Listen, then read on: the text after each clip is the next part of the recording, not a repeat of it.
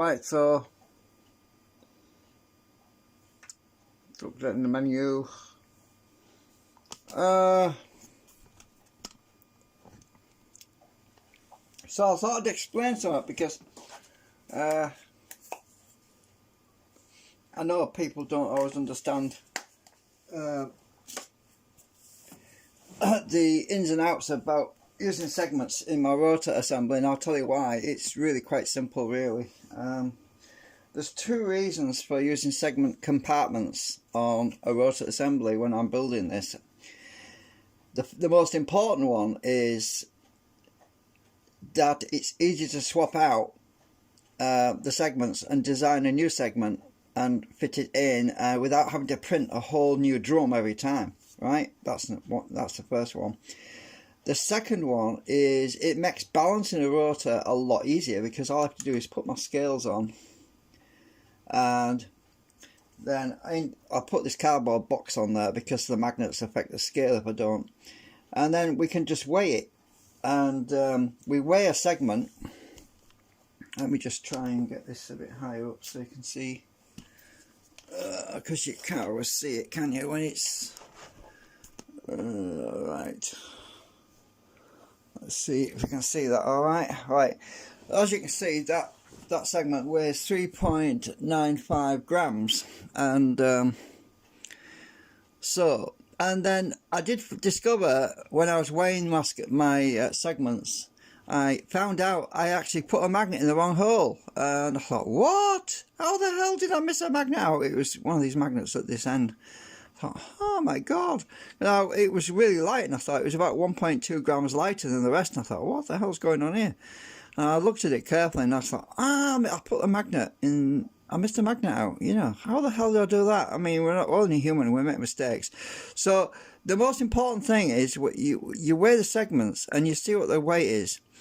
So when it comes to assembling in the rotor assembly, ideally what I do is I'll get two segments that are the same weight, as in the point might be 0.4, 0.5, 0.6, and I'll put them in the rotor assembly opposite each other so that they equalize, right? That makes it easier to balance them out, or can add some material, some blue tack. So that's 39.4 grams. So pop that one in. It's got double-sided tape on it now. That's another thing I've been doing at the moment. So I've got my double-sided tape, and this, I don't need a lot. It's just to create some friction so they don't slide out. And I just put my double-sided tape on the back because the centrifugal force is pushing it in that direction. And make sure the double-sided tape's the same proportion because that affects the weight as well, but not a lot. And oops, not the camera. So that's should be 39.4. That is exactly 39.4. And then I'll pop that in. Oh, I've got something. Got a bit of swap in that hole. Hang on a minute.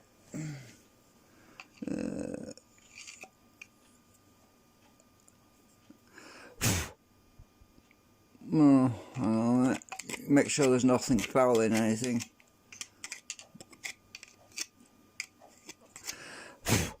Right, and there we just pop that one in. So I had to balance this before we actually. There we go. So that's in, and obviously I just use my hook to pull them out. So anyway, that one's sticking out a bit, but we can sometimes they seat better in a particular position. So what I'll often do is pull them all out and rotate them a bit and put them back in. It's just, I don't know, it's just the way they like to sit sometimes. Another technique I use is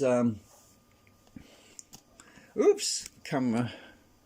Another technique I use is I'll take a segment out if it's not seating properly. Let's say this one's sticking up, right?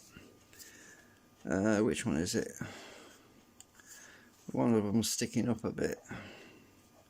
Might be that one. So let's say I've got one that's, I've put double-sided tape on it, so I should be able to still get it out. It's a bit harder though with a double-sided tape.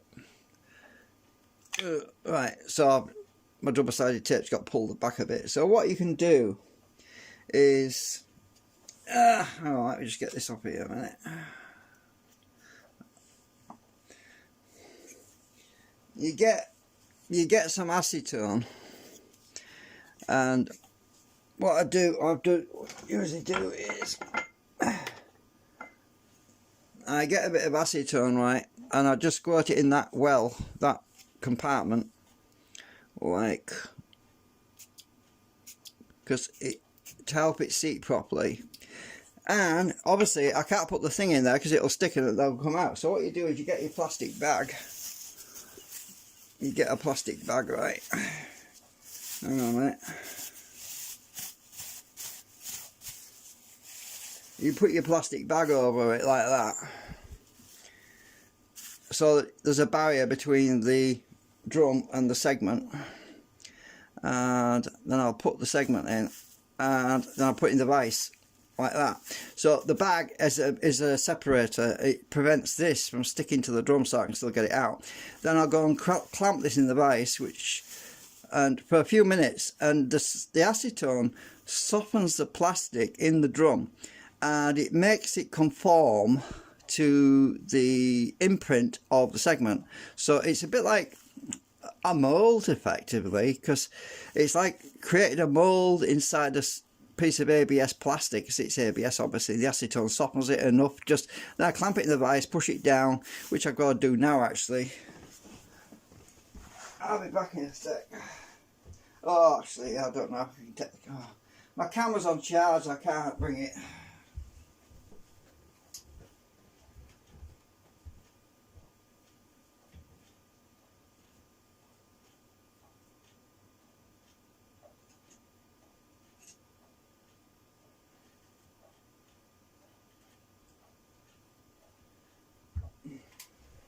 Right, so that was, I want to just do a quick update so you can see how I do it. So I clamped it in the vise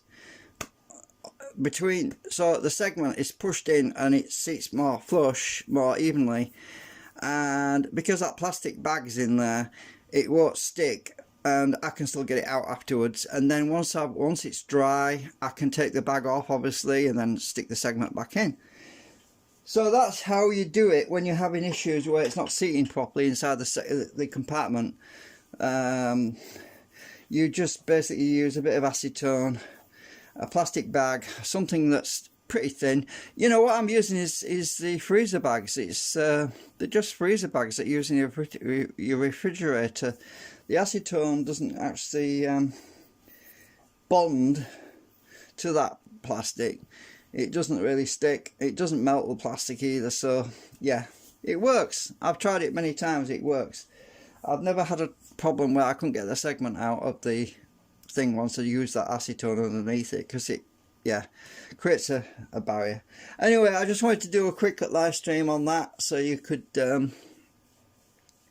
an idea and how to balance them when you're making this stuff.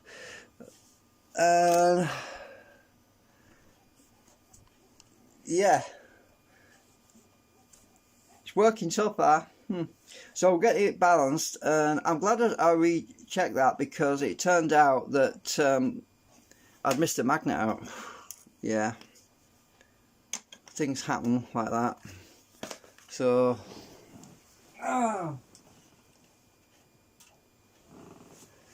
thanks for watching. Sorry, I'm making you dizzy now. I'm going to watch my talk radio again now. See you later. We have missed the trick here.